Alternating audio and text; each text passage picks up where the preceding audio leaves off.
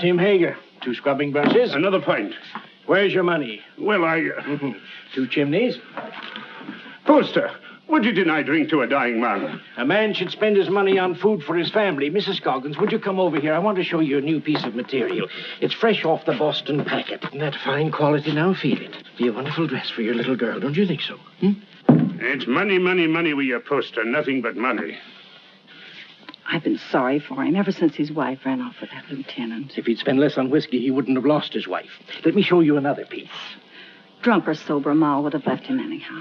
She was that kind. Yeah, how do you like that for quality, huh? Let him have it. Very well, Tim Hager.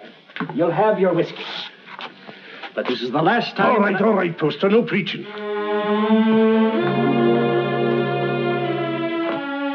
It's his little girl I feel sorry for. Poor little Jenny Hager. Faster, faster! Can't you swim any faster?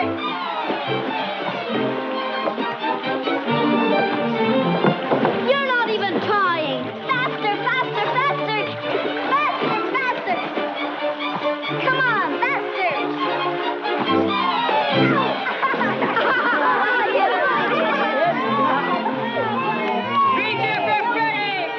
Jenny Hager, you made me lose! You always blame it on something. I hate losers. You're scared of the water. I can't swim. You'll never learn till you get out in deep water. But I'm gonna go. Oh, why don't you go help your father in the store? Measure out coffee and count wormy apples. You're no good down here. Go on, Ephraim. You can't swim till you try. Go ahead, Ephraim. He'll drown. I'm scared. Let's pull him out. No. Look, he's scared to death. Jenny, he'll drown. Who cares? What's all that racket about? The jets, run for it. Poor Ephraim. Poor Ephraim. I'll fix it. Come on. Hey, what's going on here? Good gracious. It's Ephraim Poster. What's he doing in the river? He can't swim, can he? Oh, what happened, Jenny? Those awful boys pushed him in. Poor Ephraim. Poor. Nearly poor murder, that's what it is. If it hadn't been for you, Jenny, he'd have drowned. You all right, Ephraim? The boys didn't do it.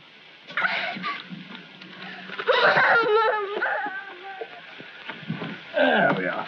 Ah, Tim, you're just in time. Huh? This little girl of yours is just... Tim Hager.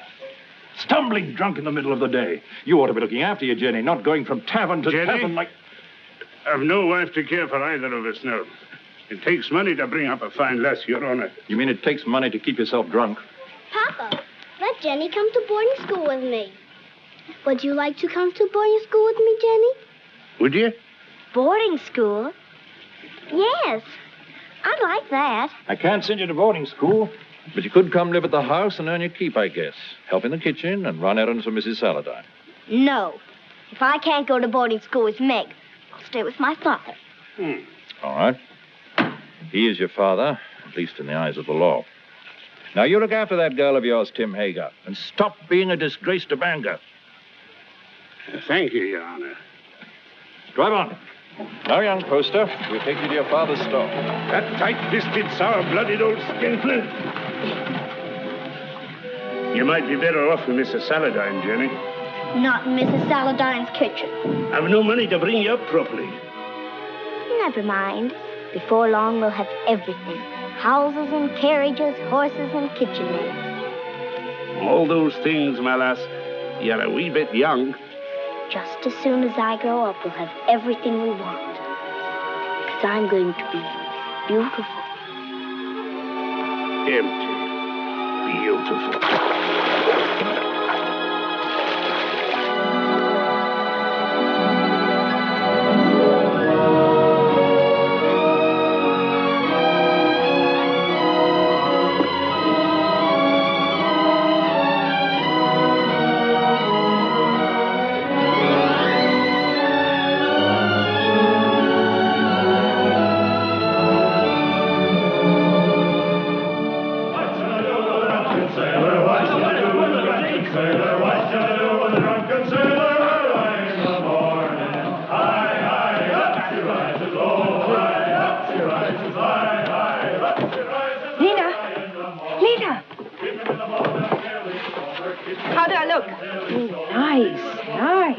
Enough ribbon? Not for me, but the real ladies have different ideas. Oh, get some more color in your cheeks. And bite your lips whenever no one's looking. Men love red lips. Let's go down and meet the packet. Why should I? The sailors will all come up here anyway. Oh, but the best ones get picked off down at the dock. Listen, honey, with your looks, you don't have to worry. Why, you can get the youngest and the best-looking man on the river. I don't want the youngest. I want the richest. Jenny, that's a recipe for trouble. Don't worry about me. I can handle trouble. I know you can.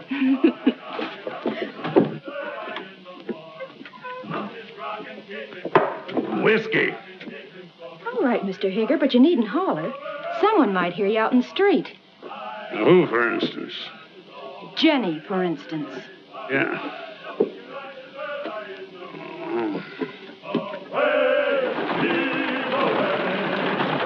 Put some life into those men. Come on.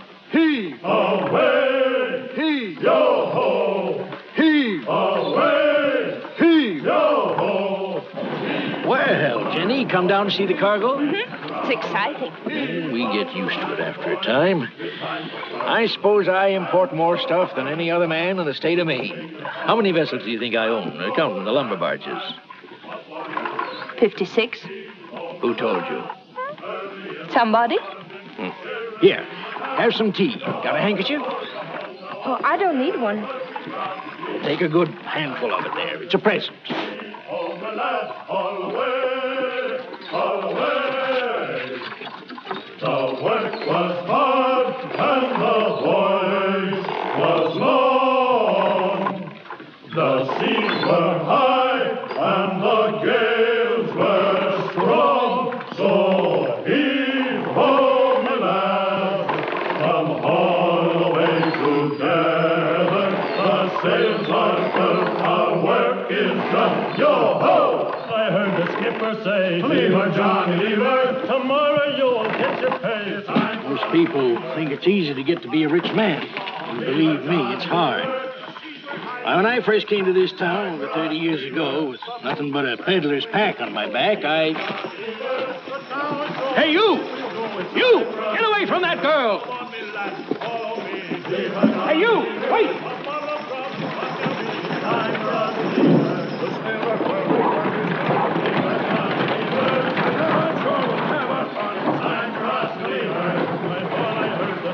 Say, leave her, Johnny, leave her. Tomorrow you'll get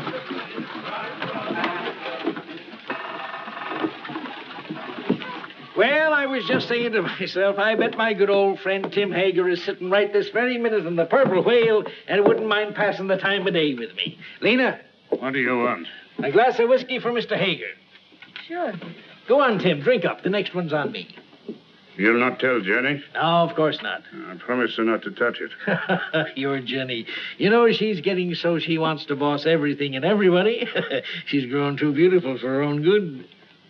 Why do you always wish to be talking about Jenny? Oh. I don't think I like why you always want to be talking about Jenny. Oh, now wait, Tim. Give him a rum and whiskey. We're not bringing him a Jenny. I know what you're up to. I? Oh, why, I'm just a dried-up old herring. She's too young and beautiful. So's your lad. And you sent him to Cambridge to keep him away from her. Ephraim? Why, he's too shy and scared of her. She's full of spirit. She's for somebody like that first mate. What first mate? Why, What first mate? why, Lewis. My first aboard the Gadfly. He's as handsome as the old Nick, that boy. When I saw him and your Jenny walking away just now, I said to myself, there's a youngster who knows his way about with the women. Where you going? Home.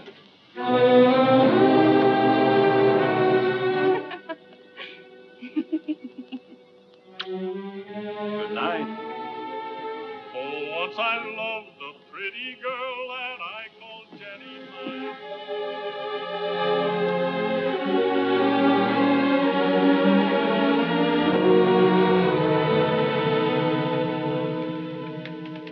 You're like your mother. A wanton.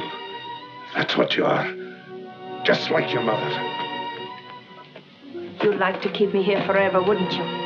Well, you couldn't hold Mother and you won't hold me. Aye, but I will, Jenny. No. This isn't the life I was born for. Men like me. And it's the men who have the money in this world. When a proper man comes along. You take him walking in the dark and kill him, most likely. I know you don't want any man ever to look at me. But they do. You lead them on, Jenny. It's so easy for you to turn a man's head. Not with you at my elbow all the time. There have been dozens of proper men ready to take me out of this trap. But will you ever let me go?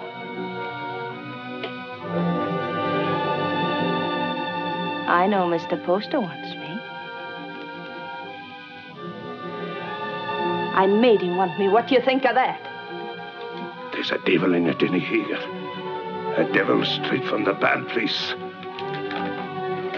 And I'm going to whip him out of you. You're going to beat me. This is one beating you'll not like.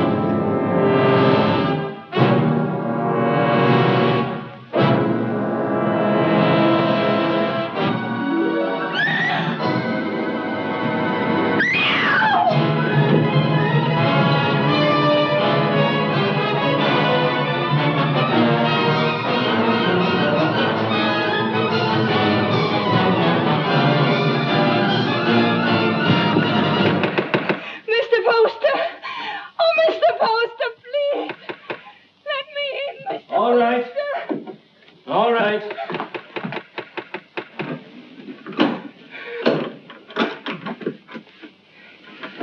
Don't let him in.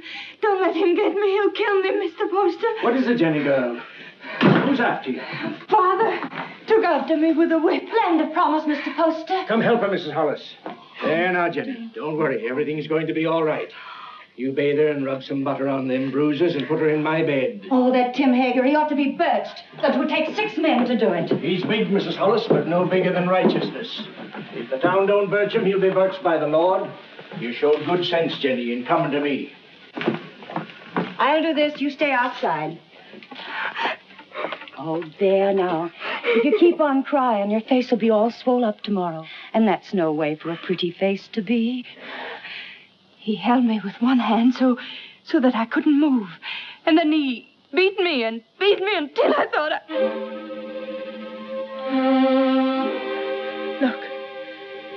Look at my back. Oh, I can't go back there. I can't. He's going to kill me. You're not going anywhere until you're healed and sound again. Now you get out of these things while I heat up some water. You'll be as good as new and just... Yes, Mr. Poster. Something you wanted?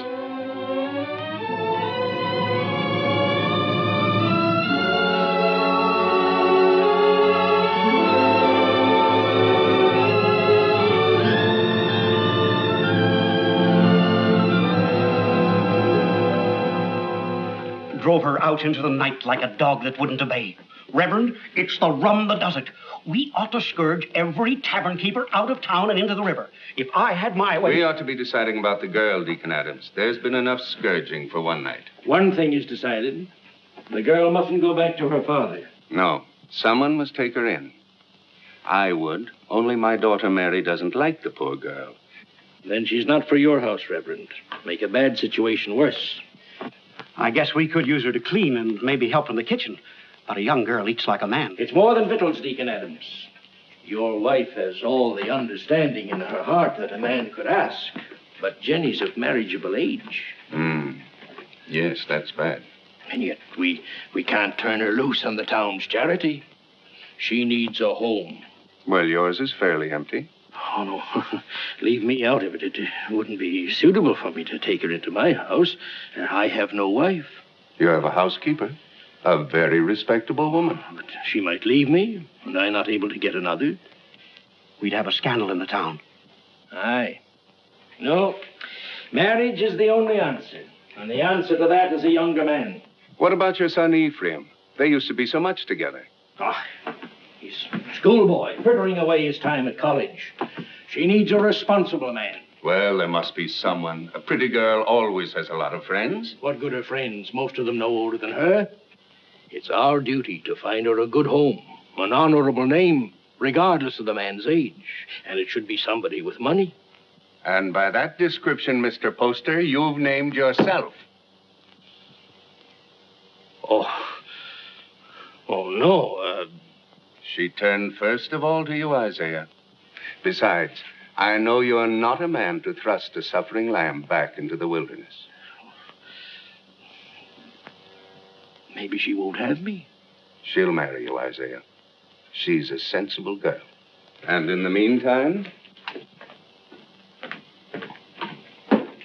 Mary! Mary. Bring me one of your dresses. Anything, only not too expensive. I'd be good to you, Jenny, if you married me. Like a father. A good father. And he ought to know how with a son your age. You can go back to sleep now, Mrs. Hollis. You've done all you can for tonight. I'll make up Mr. Ephraim's bed for you, Mr. Poster. It ain't as warm there, but you'll be comfortable. Your father couldn't come after you, Jenny, if you married Mr. Poster. You'd be free. An intelligent girl thinks of the future when she chooses a husband. I could marry you to each other right now, Jenny. And you'd be a rich woman. It's for you to decide.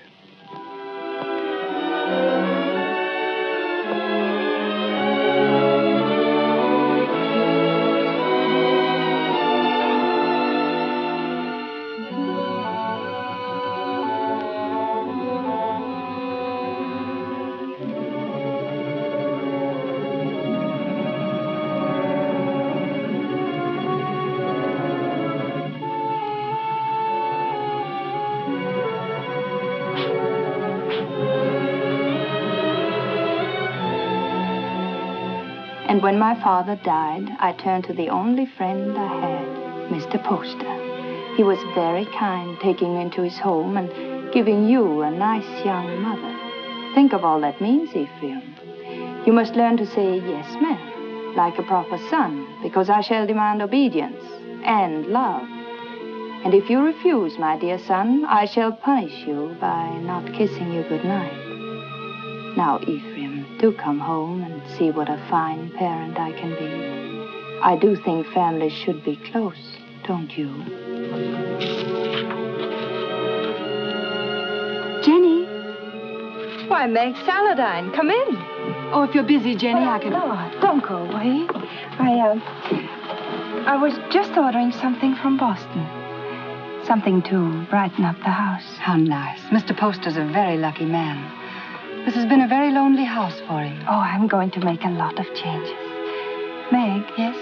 Will you help me? Of course, Jenny, of course. The water glass always here. And the wine glass here.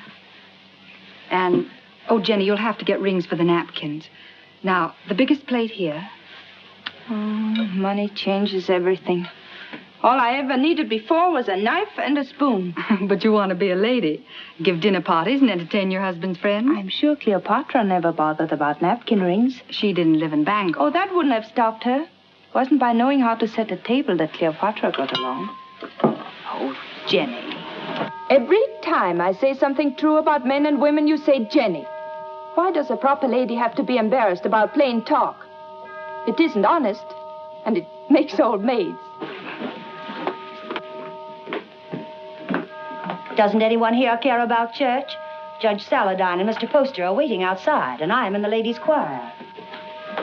didn't apply to me, that remark about old maids. I've already met my very special gentleman. He's not anyone in Bangor. His name's John Everett. He's a woods boss for your husband, and he's a very educated man. Is he young? A little older than I am. Good looking? He's beautiful.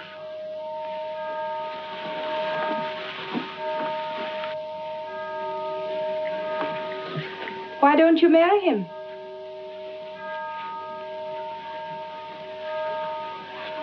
He won't. He has no money. Oh, that's nonsense. Does he love you? Yes. And you love him? Then make him marry you. Oh, Jenny, I wish I knew how. He's not like the others. He thinks things out. I'd know how.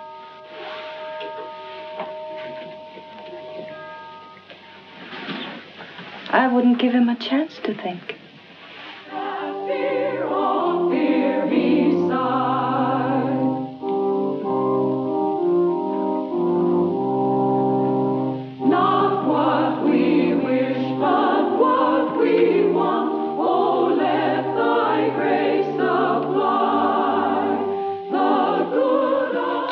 Hager. Jenny Poster.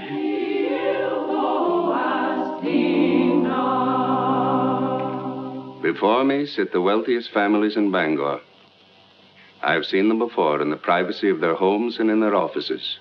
When I came to them to ask for money to enlarge this church, they gave me not enough to erect a temple of branches on a hillside. And so again today, in the house of God, as they sit here with their consciences, I ask them now to pledge funds to enlarge this church. I cannot ask of the poor, but I can ask the wealthy. And the poor shall know the names of those who do not give. Mr. Poster.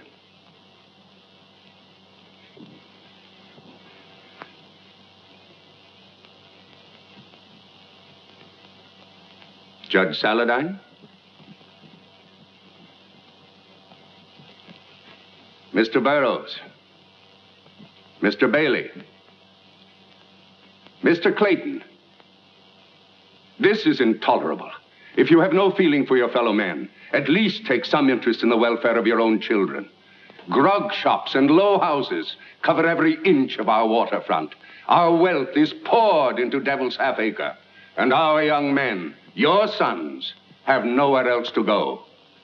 Give me a bigger church, and I'll keep them here. Will no one pledge to the church more than just enough to save his face? Mr. and Mrs. Isaiah Poster will contribute $1,000.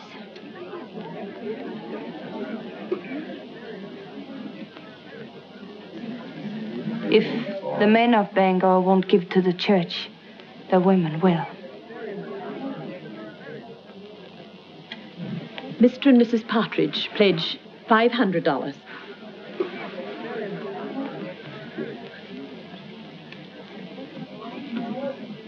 Judge Saladine will pledge $1,000.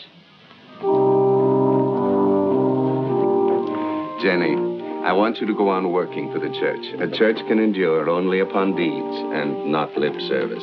I'd say her lips have done you enough service. $1,000. If you think I've so much money, you ought to... Stop it, Isaiah. You're the luckiest man in Bangor. Oh, Mrs. Poster, I'm so glad to see the younger members taking an interest in the church, and I must apologize for not calling on you directly after you were married. That was a wonderful contribution, Jenny. He's a wonderful husband to let me make it. Good morning. Good day, Reverend. Good day, Reverend. Good morning. Good morning. Good morning. Tain't the money of mine, but I'd like to know what you're doing with it before you do it. I gave the money because I hate grog shops and what they do to people.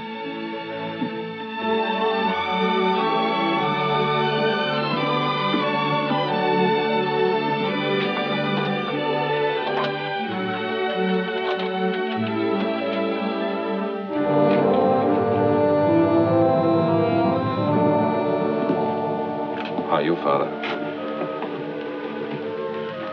Hello, Mother. My name's still Jenny.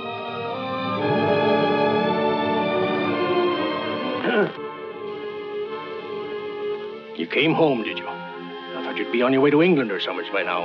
Well, England is full of architects. I knew you'd come home. Isaiah told me he sent you money to travel for a while, but I didn't think you would. I came close to it. I didn't know whether to mind your letter or mind his and go away. It's easy to see which one you thought more of. Now, why do we stand here? Let's go in around.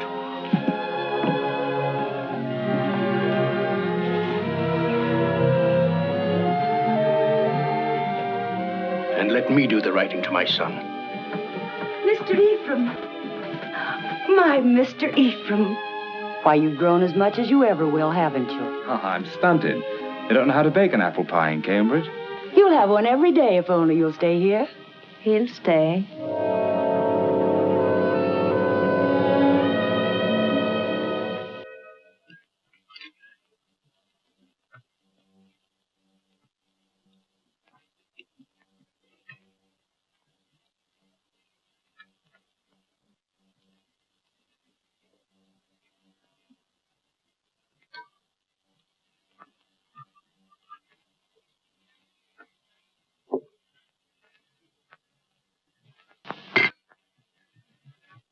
You'll find little to keep you in Bangor, Ephraim.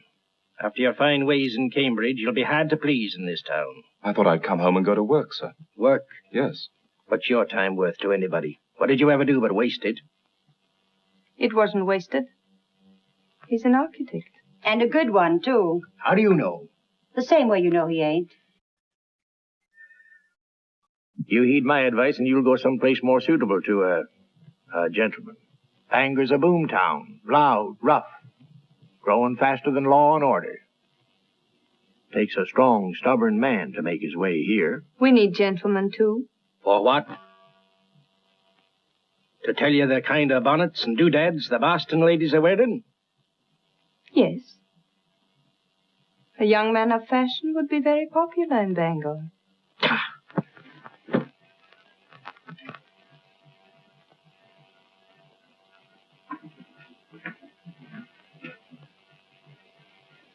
I'll join you later. Well? Yes, Father. But you said yourself that Bangor was a boom town. Fortunes are made every day. Rich people will want fine houses. You heed what I said in my letter. Travel a bit. What makes you so angry with me? All I did was to come home. I get angry at you because of your ways. You think I don't know how you've been spending my money. Hard drink and easy women. I know your kind. Isaiah, you shouldn't upset your father. I'm sorry. All right, Father, I'll go away. If you really want me to. I don't think he does. You want your son to live at home, don't you, Isaiah? I've got a headache from all this talk. I'll lock up. It's time we all got some sleep.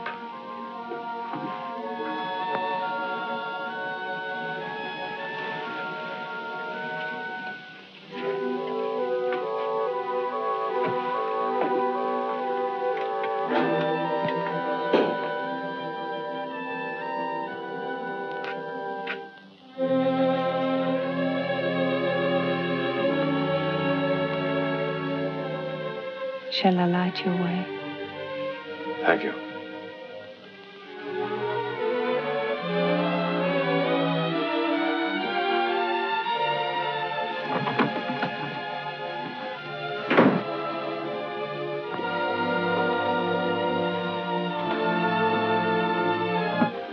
It's been a long time, Ephraim, hasn't it? A long time, a lot of changes. Did you really like that kind of woman? That kind he spoke about? I'd rather not talk about it, Jenny. I used to see them near our house before I came here. I used to watch them and wonder about them. I can see how women would be attracted to you. All kinds of women.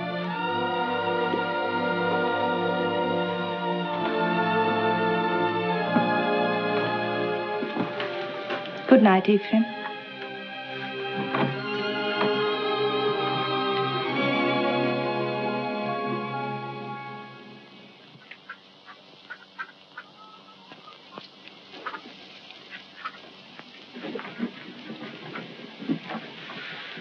Got everything? Yes, all the groceries. But no spectacles. They're hard to find. I'll tell Dr. Mason to bring you a pair when he comes by tomorrow. All right? Oh, please, not Dr. Mason. He's a very good doctor, but he won't wait for his money. You're not to worry about money.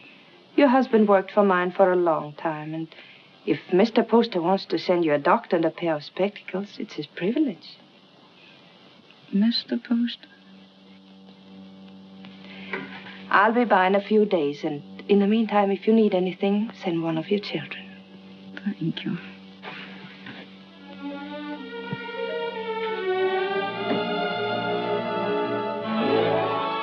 That's the way to hold your place in the town, Ephraim. And the people love you for it, Jenny.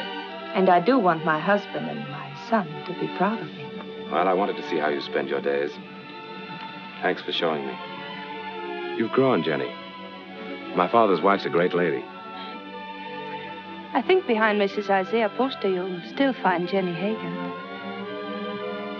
You remember Jenny Hager? Oh, that little ruffian? Oh, she pushed me in the river right here.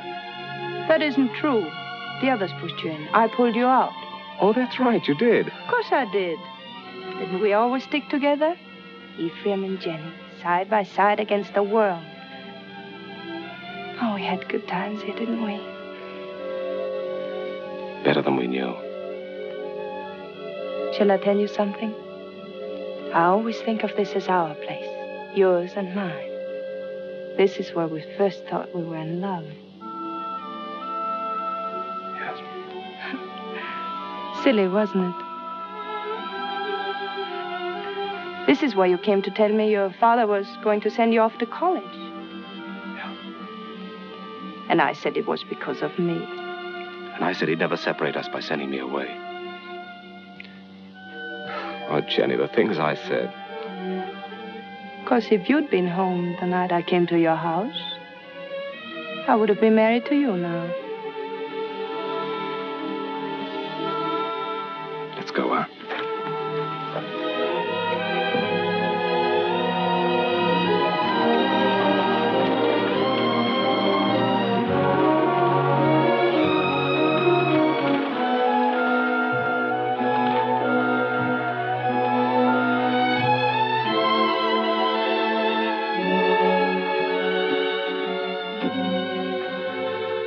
Come into the store and wait on me the way you used to.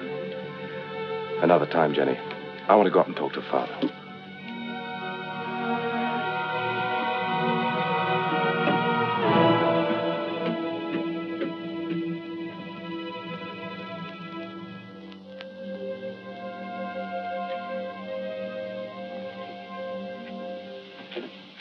Hello, Father. Be with you.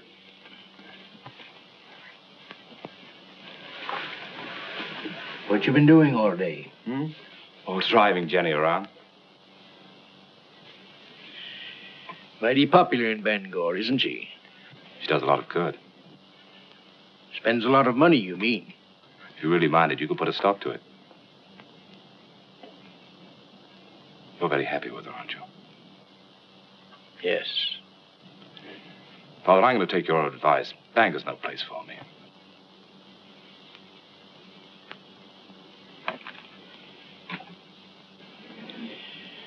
When will you be leaving? Right away, before the river freezes. I thought I'd spend the winter in Boston and then go off to Europe in the spring. I think your father needs you here, Ephraim. Why, Jenny, you feet like a bird. I didn't hear a sound. You want him to stay, don't you, Isaiah? Why don't you tell him you want him to stay? Can't you be honest with your own son? I'm honest with everybody. You might be of some small use to me if you stay on. But if you don't like it here, get out. Only don't come meeching back again. If you go, I'm through with you. I'll take you home.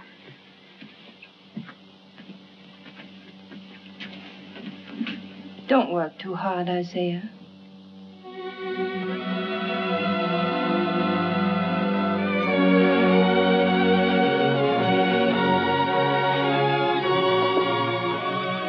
Surprise. When Bangor's Lady of Mercy goes out to deliver her packages, her sleigh should fit the season. That's a confession you've been thinking of me. Of course I think of you. Yet you've been avoiding me. Careful. Paint. Put it down.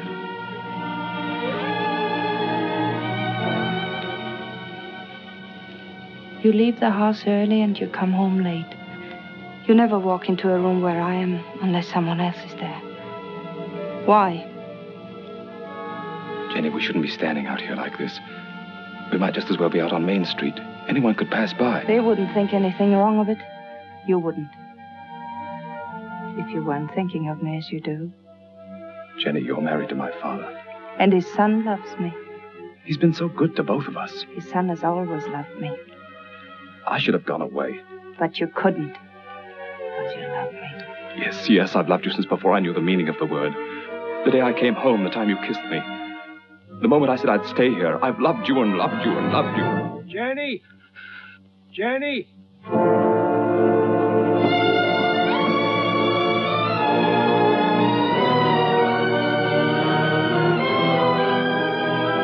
Jenny! Father's very ill. Send for a doctor.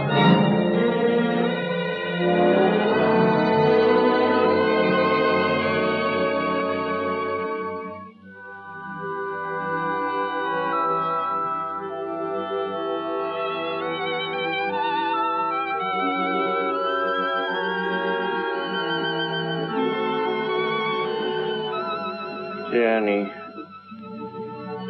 Yes, Isaiah, I'm here.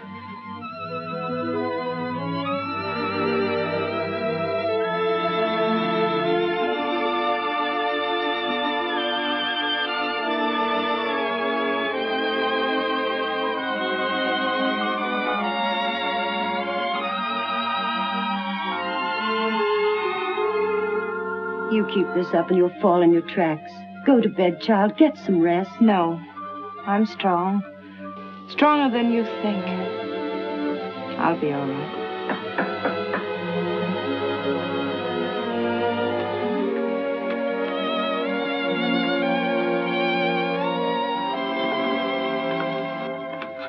How is he? Just the same, sir. Is there any possibility of speaking with him, Jenny? If there's trouble in town. Dr. Mason says warm weather might bring him around. But that's a long way off. We're at our wits' end. There are too many people in town, too much idleness. Did you hear the shooting last night?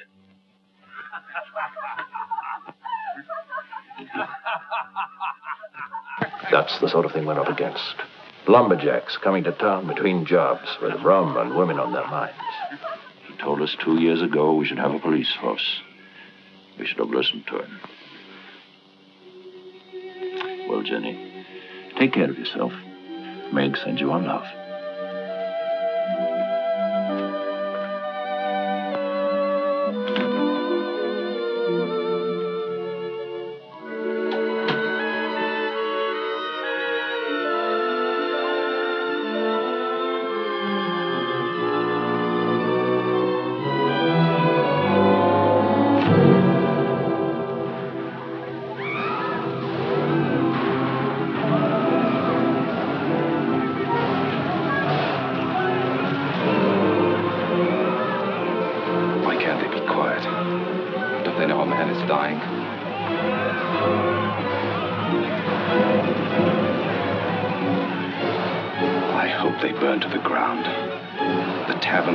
And the people in them.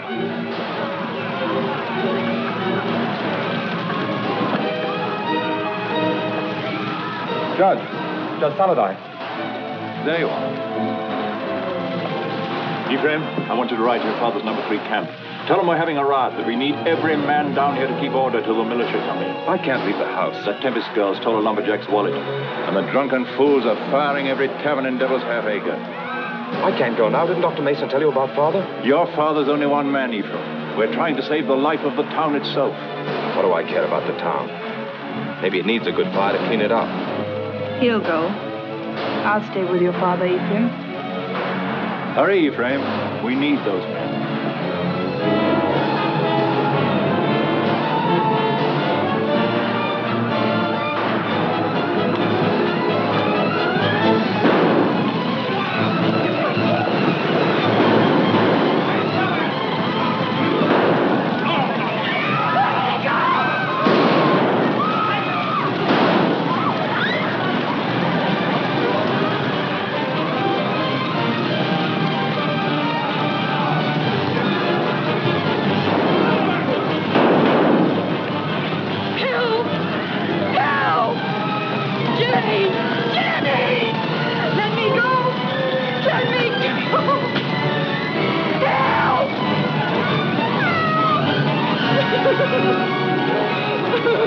smoked you out, didn't he? Where's my money? I didn't take it. I didn't take it. Where's my money? Let's give her a bath. That'll loosen her tongue. Let her go. Keep out of this, ma'am. People are getting hurt. I didn't steal his money. He was drunk in the back room. I only came in to take away the glasses. Anyone might have been there before me. It had to be mighty fast to get in a man's pockets before you. $100 a hole when there's work. I say dip her in the river. Come on, what you do with it? Oh, Jenny. Let her go. I'll give you the money. You're Mrs. Poster. Yes. It's nice to meet the gentry, ma'am. But I'm not so sure I'll be happy just to get my money back. We want to know what's going to happen to her. Since I'm giving you the money, it's my right to decide that. Why do we gibble and gabble about it? There's the girl, there's the river. Let's give her a bath. Wait. We'll be waiting for your store to open in the morning. The money isn't there. We're coming up here and collect it.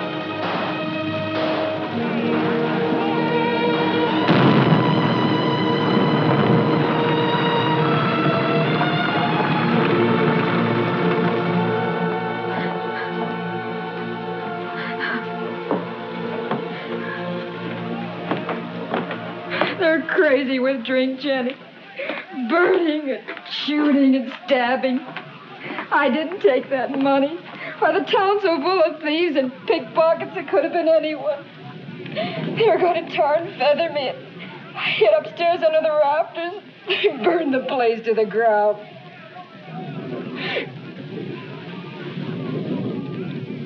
If I'm to go up to Camp 3, I better leave now. I want to be back in the morning.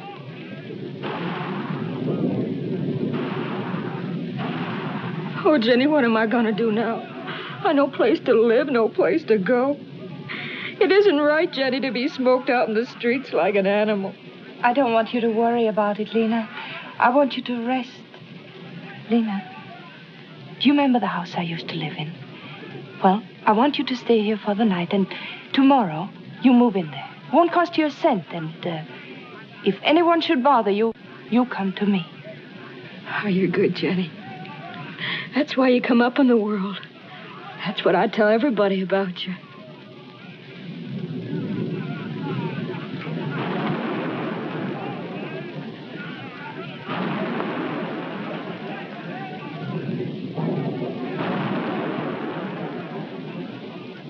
Jenny, you're wonderful.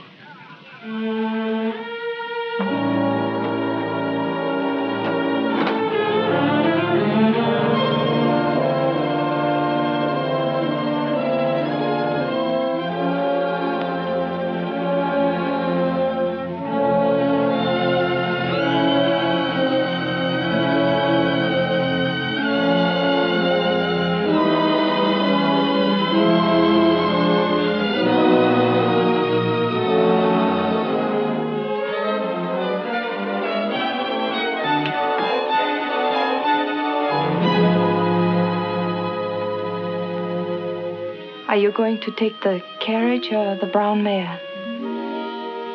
I thought the mare would be better. You'll be careful, won't you? I don't want anything to happen to you.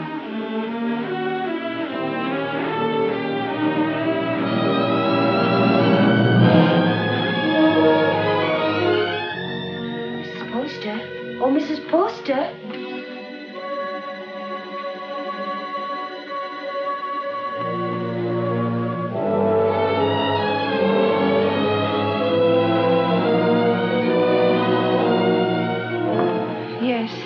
The fever's broke. He's breathing better. He's going to get well.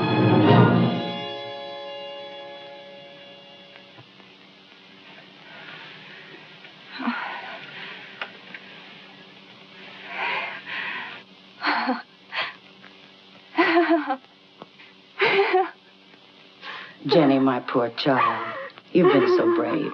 But you mustn't break down now. You mustn't.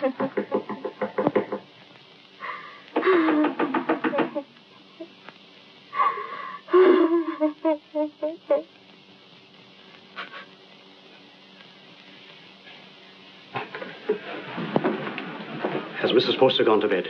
Does she ever go to bed, the poor child, nursing and tending her husband? Tell her to come to the Saladine house. The girl will need her. What's the matter? Judge Saladine got into the fight. Hurt? Dead.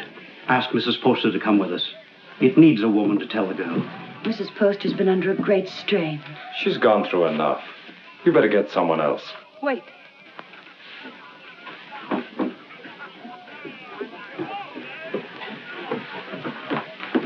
pack my things and send them to the Saladin house. I'll be spending the night with Meg.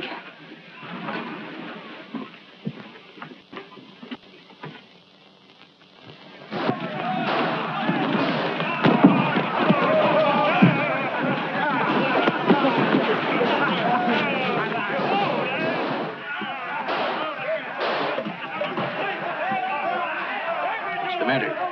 You squeamish?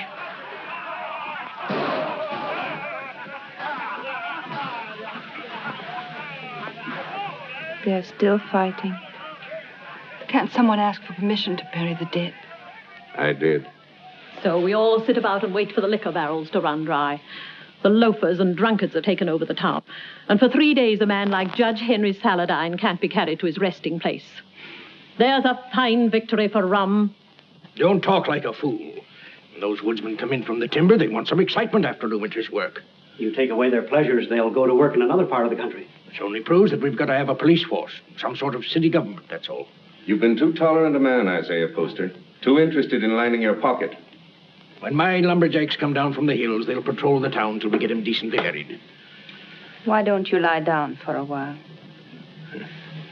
You worried about me, Jenny? That you'd found out what kind of a tough old tamarack you'd married.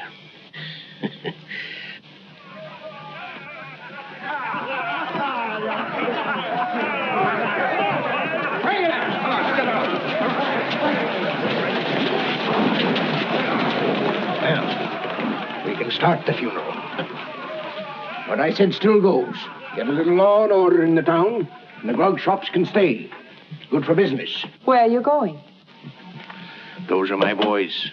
Going to give them orders.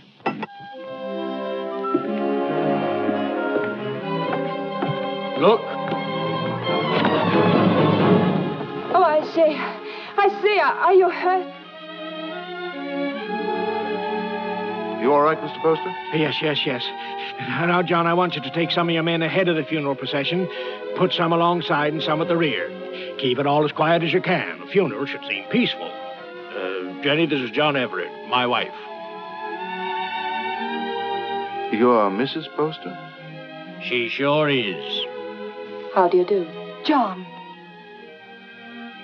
I thought I heard your voice. Meg, Darling, I'm glad you're here. it's terrible about your father. I hated your being alone when it happened. I pretended to myself that you were with me. It gave me strength. But if we don't have the funeral soon, I'm afraid I'm going to break down. Meg, you'll come to our house this evening. You'll be with us, won't you? Thank you.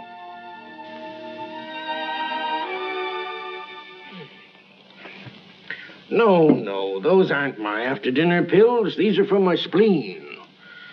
Let me look again. I'll find them in a minute. And bring a glass of tepid water. Yes, Mr. Poster. Shall we go into the parlor? No, Jenny, leave them alone. You know how young folks are. John has to go back to the camp in the morning. Go back? Yes, of course. Darling.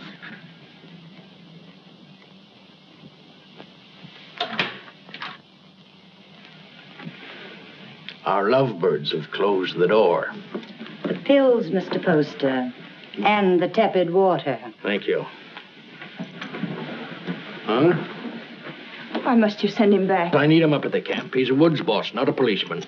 Of course, if your business means more to you than the safety of your home and family. Jenny, he's got to get that timber cut. That's all there's to it. I'm sorry we were so long, Jenny. I thought you and Mr. Poster would come in. I wanted you to be alone. Surely you can stay in Bangor a few days. I'd like to. She needs you. Well, I'm afraid I'll have to be away for a little while. She won't be alone. I'll take care of her. Till you come back. Well, thank you. That's very good of you. I don't want your father to trade these for whiskey. They're for you and your sisters. Mother said to say thank you and God bless you. On to the kitchen and thank Mrs. Hollis. After all, she feeds the chickens. And there's room in the basket for a slice of pie. Would you like a ride in my carriage, Jacob? I can drop you off on the way home. As soon as I get the pie.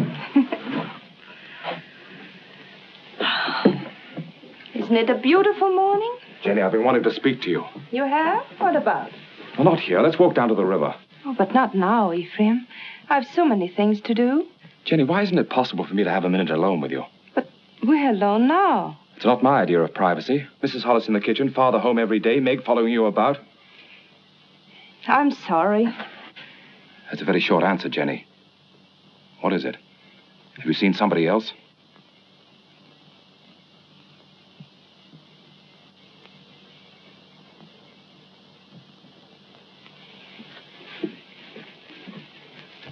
They stole nearly 10,000 feet of first-run pine. Where? Upper Big Bend. And there's not a trace of who did it. Mr. Poster, unless you get the law to step in, there won't be a choice tree left in that whole section. Law. I own that land, and I'll make my own laws. I've got to make a trip up to the hill countries.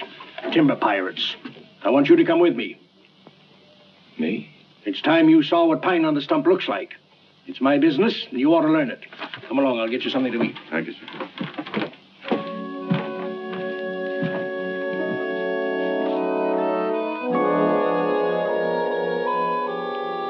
Jenny, What are you waiting for?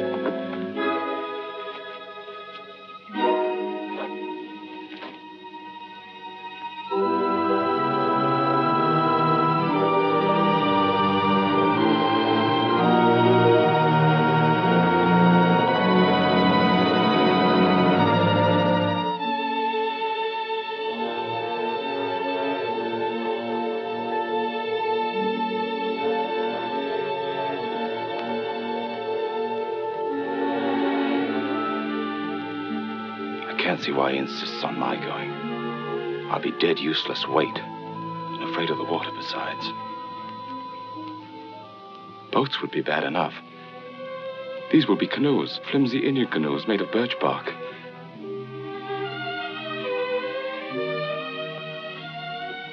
Jenny, I can't admit to him that I'm frightened. Tell him not to take me along or not to go at all.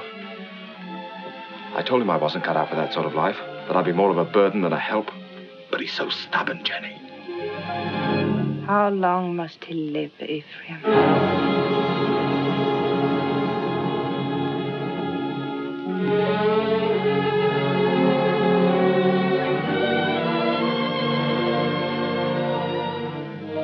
How long must he live between us? Jenny, don't talk like that. I want you to do something for us. But you're afraid. I could promise you so many things, and yet you're afraid. He's my father. As long as he's alive. Why does everything frighten you? You're going to make me very angry. And if I get angry and go on wanting you the way I do, I might tell him what happened between us. Nothing has happened between us. No. But which of us will he believe? Jenny, you couldn't. You know what that would do. He lived a full and useful life. It would be a pity to see him die. But a greater pity to see his life ruined. With a lie. We've been living a lie, Ephraim, and I want to be done with it. I want you to return alone.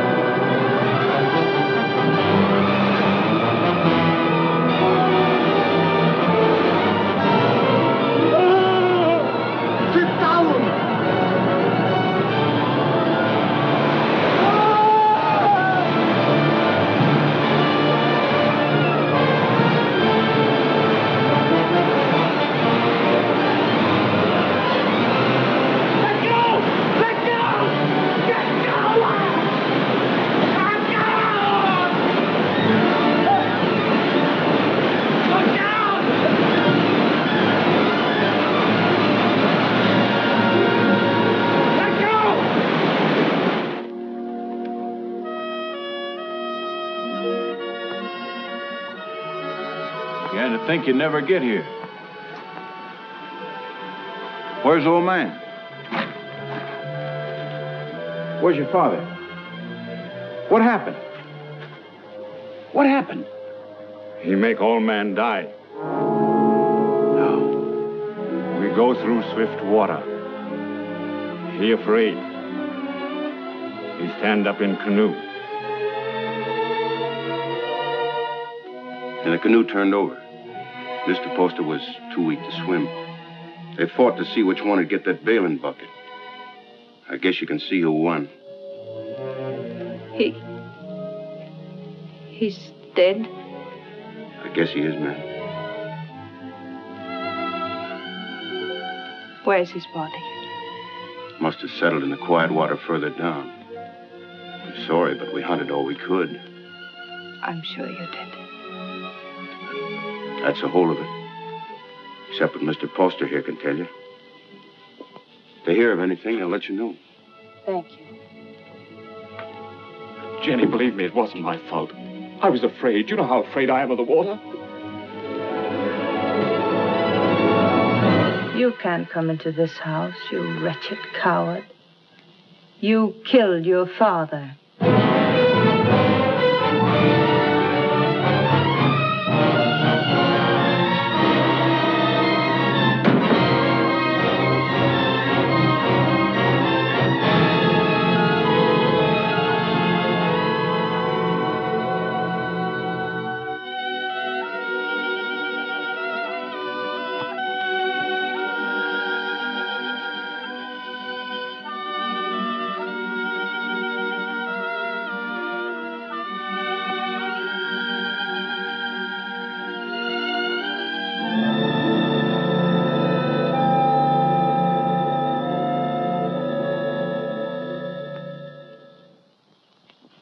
My husband was a fine businessman, but it never occurred to him to provide for the handling of his fortune after his passing.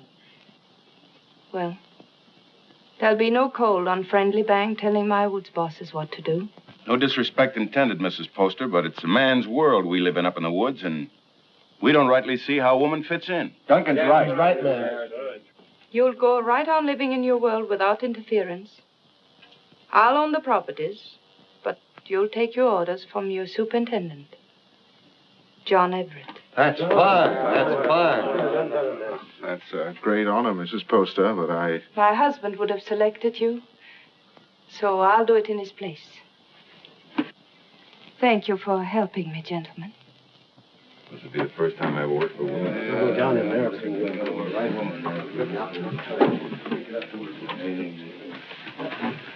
Until this meeting, I thought I was very much alone in this world. Mr. Poster was a fine man. It'll be an honor working for his lady. We won't give you any trouble, Mrs. Poster. Good day, ma'am.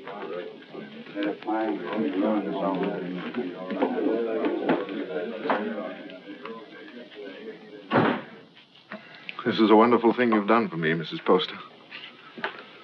Have you any objections to working for a woman? Well, that depends on the woman. It'll be like managing a kingdom. Mr. Poster used to think of whole townships as other men think of acres. It really is a kingdom he built up. It's too bad. Too bad there's no heir to take the throne? Yes. Poor Ephraim. I never gave him a chance to explain. I accused him without proof. What more could you need? They saw him do it. I didn't. And I know he loved his father. You've got to stop brooding over it, Mrs. Poster. You'll only harm yourself, and it won't help Ephraim. I saw him on the street last week. He was drunk.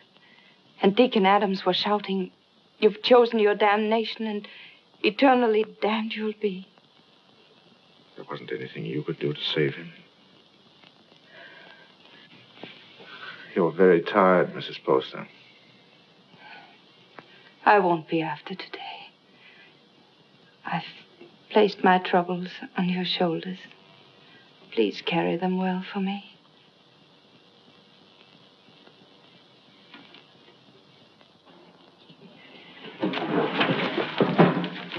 Meg, Jenny spent all morning getting them in order. Don't, Meg. You'll only mix them up more. I was only trying to help. Oh, I'm sorry. I didn't mean to shout. You're tired. In every bone, driving timber was nothing to this. You might as well have remained in the woods for all we see of each other. I'm doing my best, Meg, but the work takes up all of my time. I know. I wasn't criticizing. I was just wishing that... But what? John, Yes? I'm lonesome. John? I'll see you tonight. For dinner? That's a promise. Meg, I haven't seen you for days. Food for a hard-working man. Ah, that's nice. And a cup of tea for both of us. You'll have some, Meg, won't you?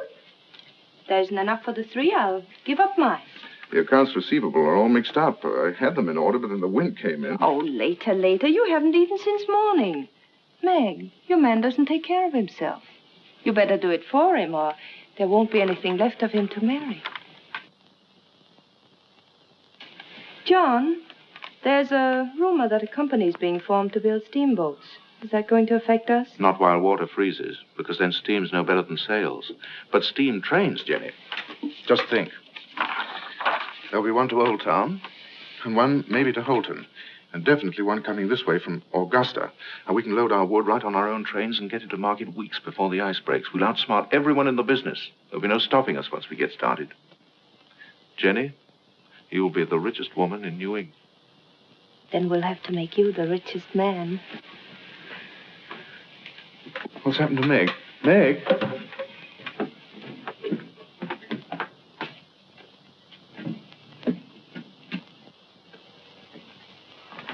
I ought to be kicked all the way up and down Main Street for the way I treat her. She's more understanding than you think.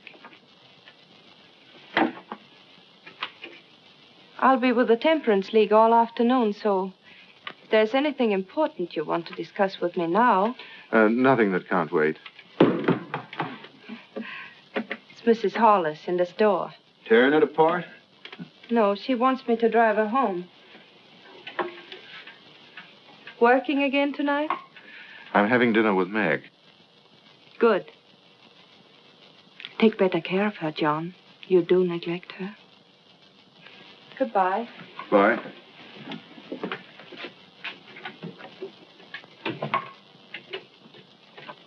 Camp 3. Thank you. She's a wonderful woman. Someday I'm going to pull a bottle out of his hand and bash his head in. Who are you talking about? Young Poster. You should hear the things he says about her. Has he been talking about her? Why, that drunken little... I've seen her nearly sick with worry over what he's doing to himself. Find out where he stays. I want to see him. Poster, are you in there?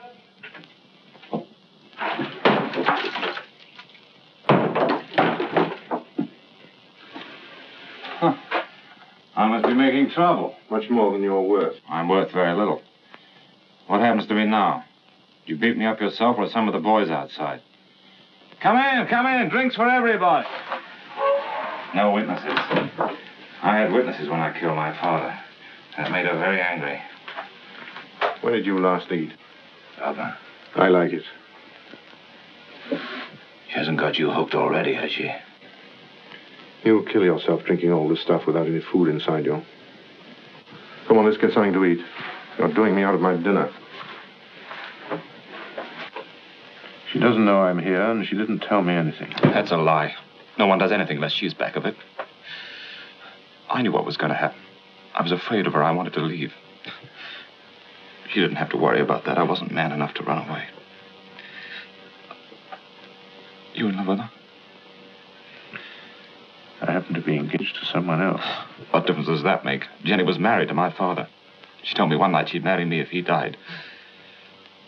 You don't believe a word I say, do you? You're like everybody. No one will believe me. Go on talking. The night before we were due to start, she made love to me till I was nearly crazy.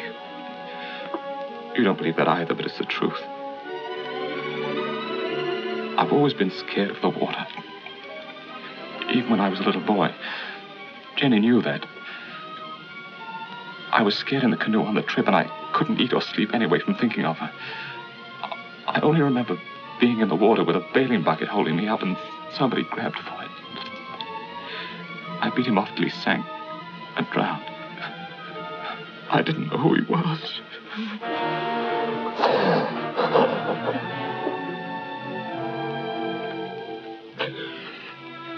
She's so rotten. You've got to believe me. She's not even a human being. Maybe I did know who he was. I guess I did. She'd put the thought in my heart. And if I hadn't done it then, I know I would have later.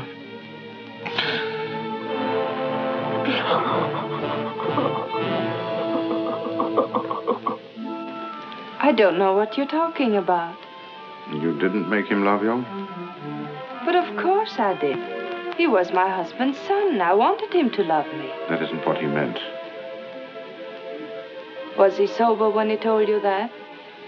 Jenny, don't you think I know when a man is lying? Before he talks very much more, you better prove that you had nothing to do with him. Prove? To whom? To the town. The town. Is that what you want? Come back with me to his shack. I want you to face him. Now. But... the rain. You know what happens to the roads in the rain? Yes. They get very muddy. But they don't change their direction. Good night. Oh, no. It isn't that I'm afraid. You mustn't believe him. Please. All right. I'll go.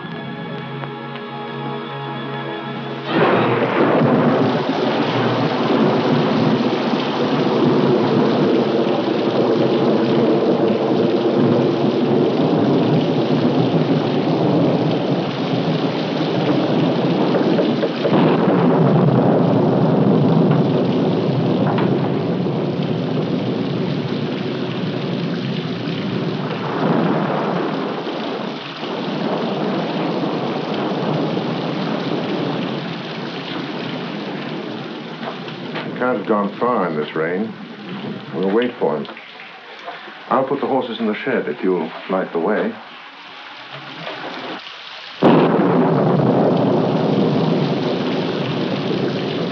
See if the shelter's clear.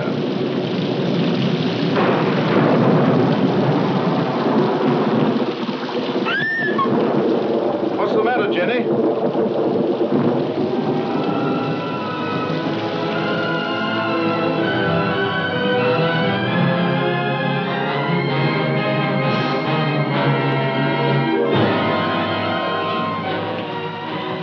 Don't look, Jenny. I did that. I drove him out. Jenny. Don't say I didn't do it. If I would have said one word to defend him, others would have listened. I killed him. Didn't I? Jenny, please.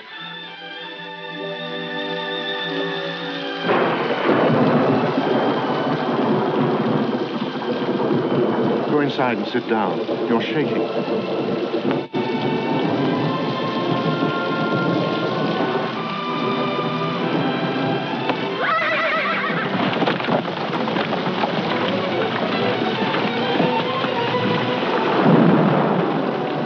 What was it? What happened? They were frightened.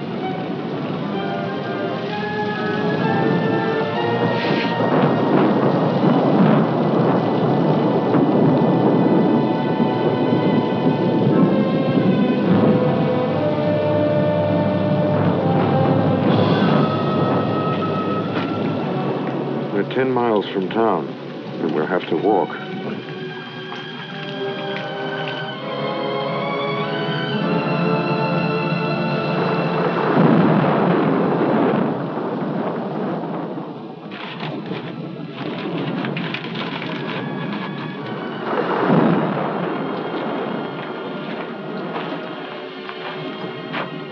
I can't understand how Ephraim could have done a thing like that. It isn't atonement, it's running away. And you can't run away from the hereafter. It's not Ephraim who's upsetting you. It's because you're here with me. Well, aren't you worried about your reputation? It's a small thing to worry about after that. You'd better try to sleep.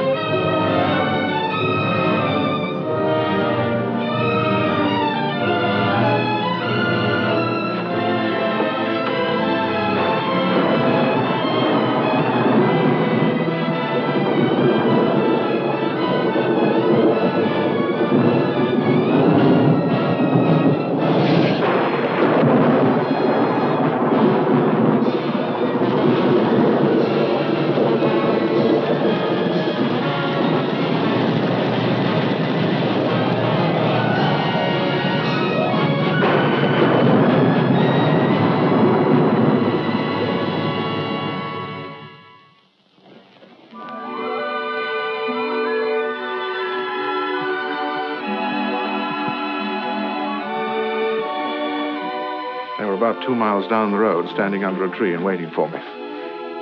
And the carriage? Just a broken axle. I can fix it in an hour.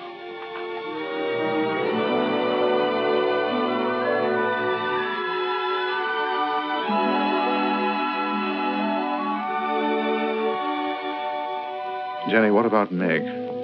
She won't try to hold you. I know, but to stand up to her and tell her that I love someone else. You won't tell her. A big, clumsy thing like you. It's a woman's job. Oh, no. But she's a friend of mine. I can make her understand. I'll tell her myself. But, John... I'll tell her myself, Jenny.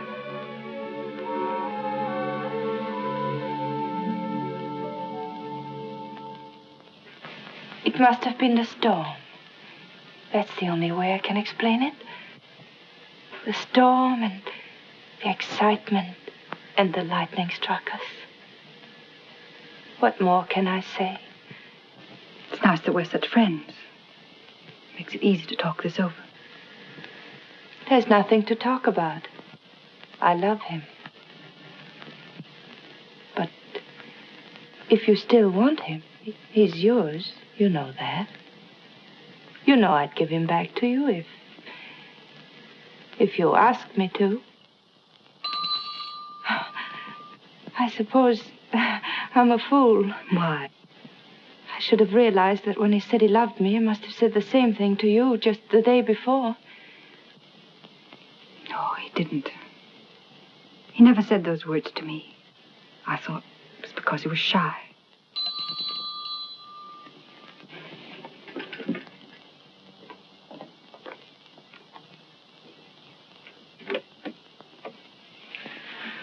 Hello, Meg. Come in.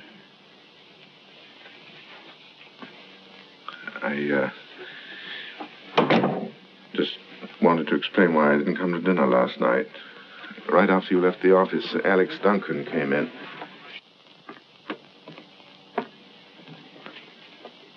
Jenny, I told you I wanted to explain this to her myself. I didn't think you should. I'll be waiting for you outside.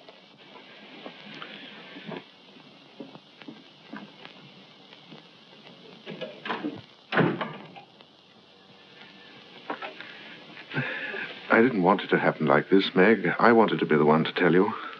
I don't see what difference it would make. It's the same story, isn't it? I suppose so. When will you be married? Right away? In Bangor? I don't know. Jenny will take care of the details. I saw this happening a long time ago. There was nothing I could do about it. She's waiting for you.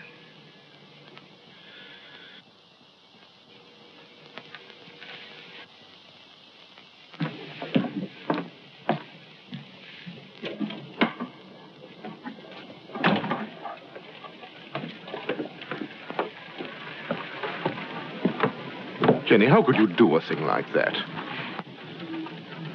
I thought if you came here alone, you wouldn't come back to me.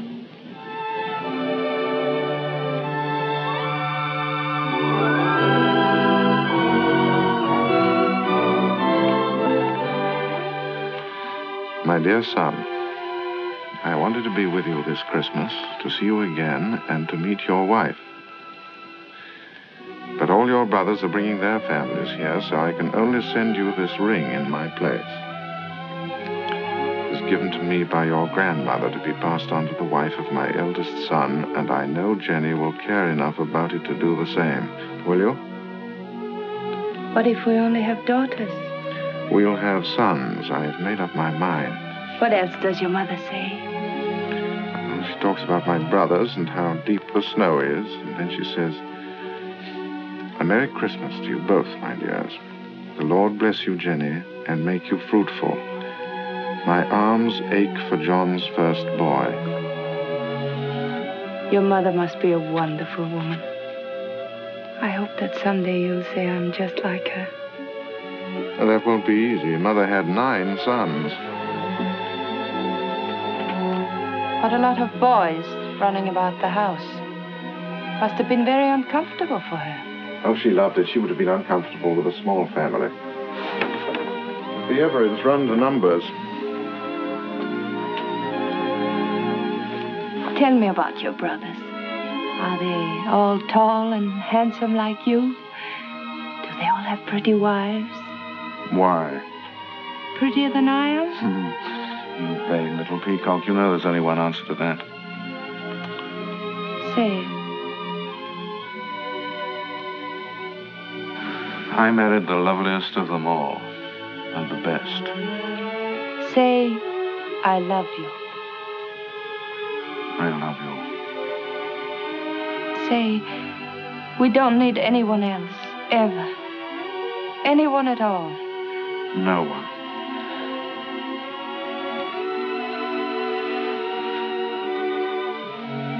I always lose happiness. I can't seem to hold it. Keep me happy, darling.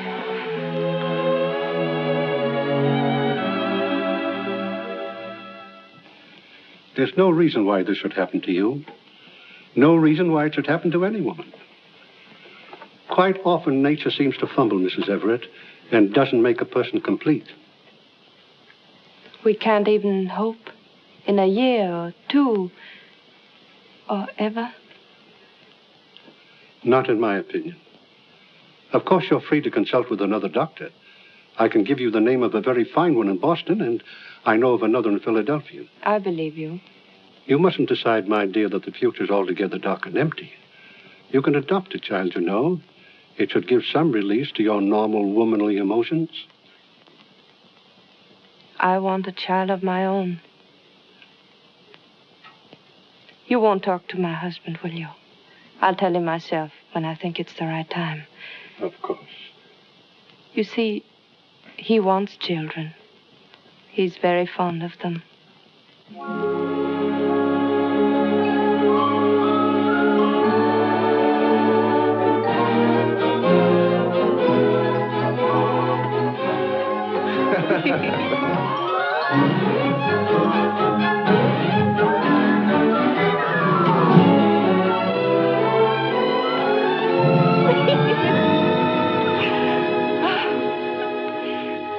I never knew what love was before you. I know now I was never married to Isaiah at all. Jenny, I want you to forget Isaiah.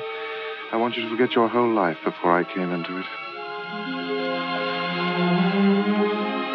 You know, a lot of new furniture isn't going to change that house. Why do you want to go on living in it? Oh, but it's a good house, John. It'll stand for a long time. At least until we know just where to build another. Well, I'm not finicky about where it'll be. I just think you want to go on living in that old tomb. What do you say, Jenny? Should we start building our own house? But that is our house. It belongs to Isaiah Poster. Let him keep it. Oh, but he's dead and he left it to me. It belongs to him and his son, and it's full to the roof with sorrows. I want to get out of it.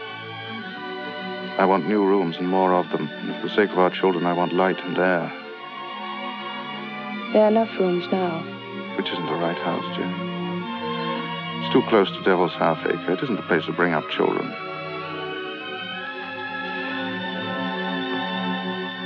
There won't be any children. Nonsense. Is it?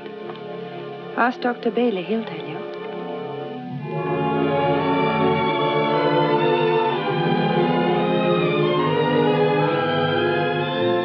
Seems there are some things we haven't talked about. When did you learn this? Some time ago. What exactly did Bailey say? Oh, I don't remember. Makes a lot of difference, doesn't it? What do you mean? Between us. Doesn't make any difference at all. There are many things a husband and wife can live for. I wonder what you'll think in a few years from now. I'll think that you're more beautiful than ever, and that I love you very much. Oh, look. There's Lincoln Pettridge. He's a great man. He has special powers.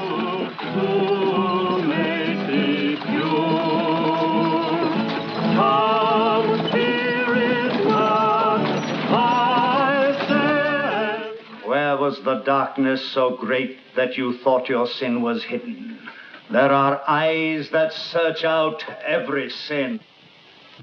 There is a tongue that will accuse you on the judgment day. There is a hand that is terrible in its strength. What is so beautiful as a pure woman? What is so vile as an evil one? The good women of Bangor, such loud amens and nodding of heads, because I spend my fury upon her, and not on you. How pious you are. How good with your eyes cast upward. Can one of you step forward and say, "This is my soul. See how it shines"? Can one of you hope to escape the terror? How sweet are the ladies of Sodom and Gomorrah. How sweet in silks and satins and laces and ruffles here in the house of God. How costly must be the perfume that will not let you smell brimstone. What great secrets are among you? Who is named Vanity? And who is Lust? What woman has put away a husband? Which of you has taken a man from her sister? This is your sister. Come forward and sit with her and be counted. You cannot hide behind your beauty. Your beauty has made you evil, and evil destroys itself. Your soul will become naked. The truth will be revealed. Confess now, while there is yet time. You cannot escape. You can never escape. There will be no sons to mourn for you, no daughters to weep for you. Evil does not propagate itself. It withers in its own fire and is consumed. The lips of a strange woman drip honey, and her mouth is smoother than oil.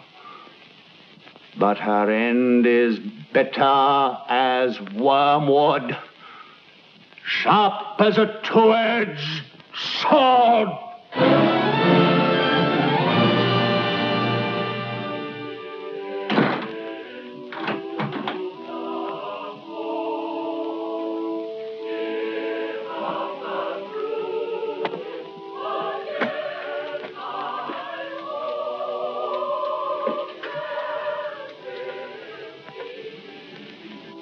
What's the matter, Jenny? I want light. It's so dark. Why do you go to those meetings? It's not like ordinary church going. You come home exhausted and afraid. He was talking to me. Straight to me. Darling, what is it? The pit he talks about isn't down below, it's up here.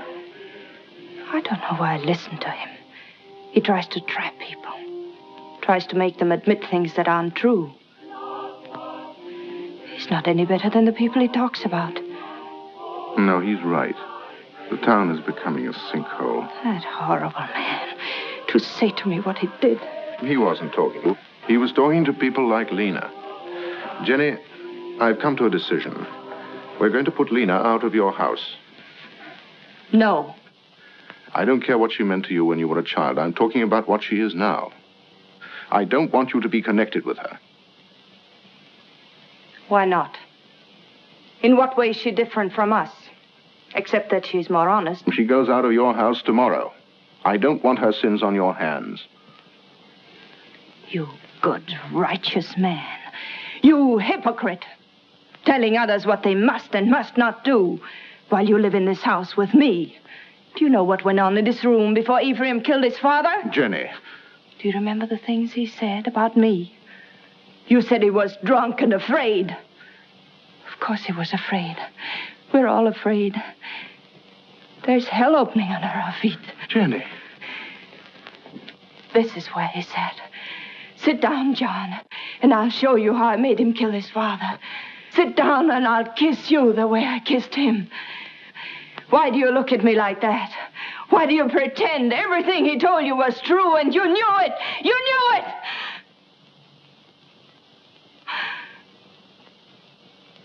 Oh, I don't know what I'm saying. Oh, I'm sorry. I'm sorry.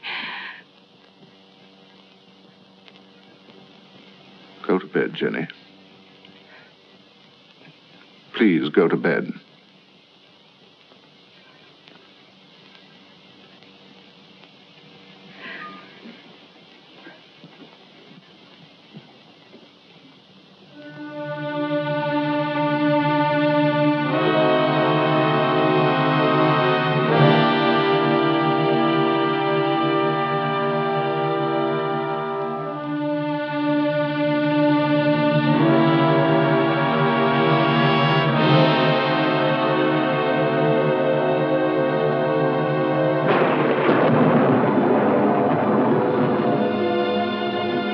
John, is Mrs. Hollis back from church?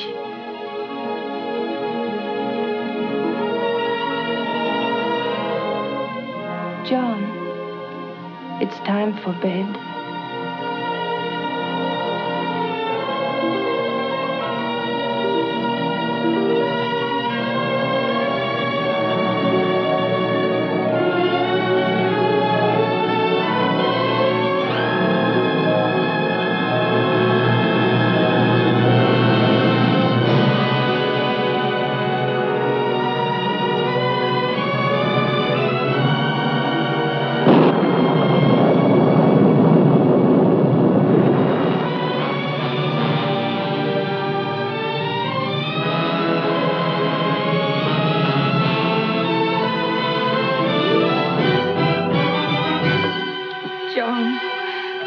Forget what I said. You know I couldn't have done it. I never believed it.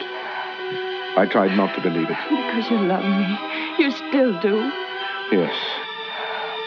Darling, don't be unhappy. We know each other now, and that's good. There'll be no more misunderstandings, no more quarrels. Oh, darling, there'll be just the two of us. No, there won't. There'll be 3. There'll always be Ephraim.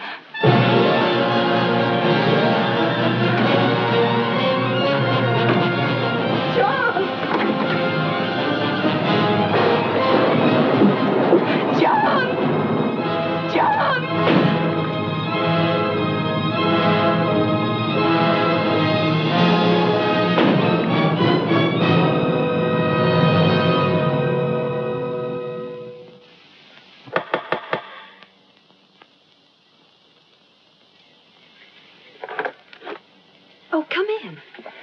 Mary, I'm looking for Mr. Everett. I thought he might be with Reverend Thatcher. Father isn't here right now, but if you'd like to wait... Oh, no, thank you. I have no time.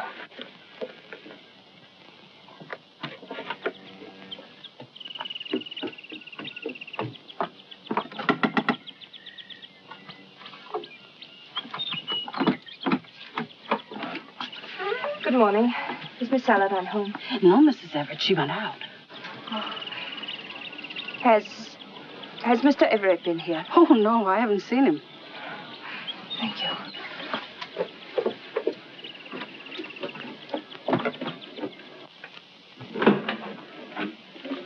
Oh, I thought it was Mr. Everett. Do you know where he is? He didn't come in here, ma'am. I slept here last night on account of the rain, and you're the first one in. Mr. Everett tells me you're sending a school teacher up to every camp with more than 2 families. That's a handsome thing to do, ma'am. I guess you're mighty fond of children. Duncan, who did sleep here last night? Was it you or Mr. Everett? Ma'am, I told you. Oh, that's just another one he has. He sometimes... He wore this hat when he brought me home from church last night, and he wore it again when he went out for a walk. Now, why aren't you supposed to tell me where he is?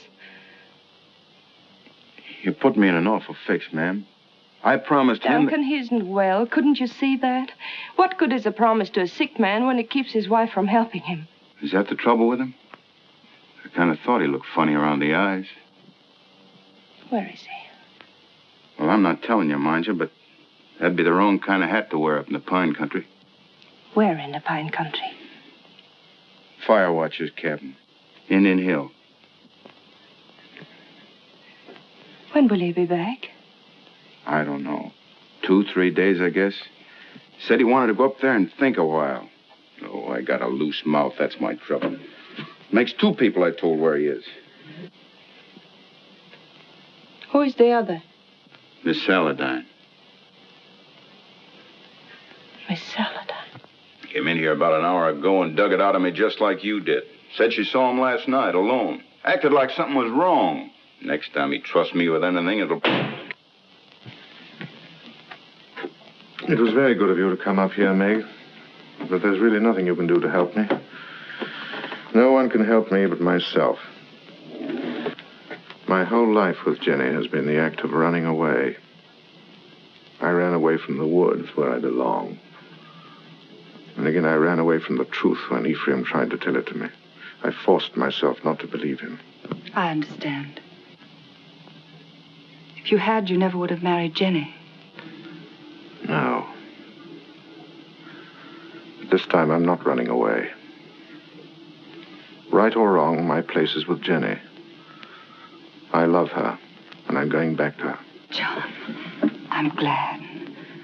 Because I believe that her love for you has made her as good as everyone always thought she was. Shall we go now?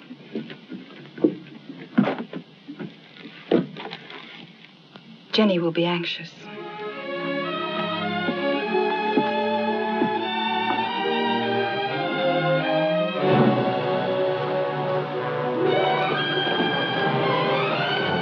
It's Jenny.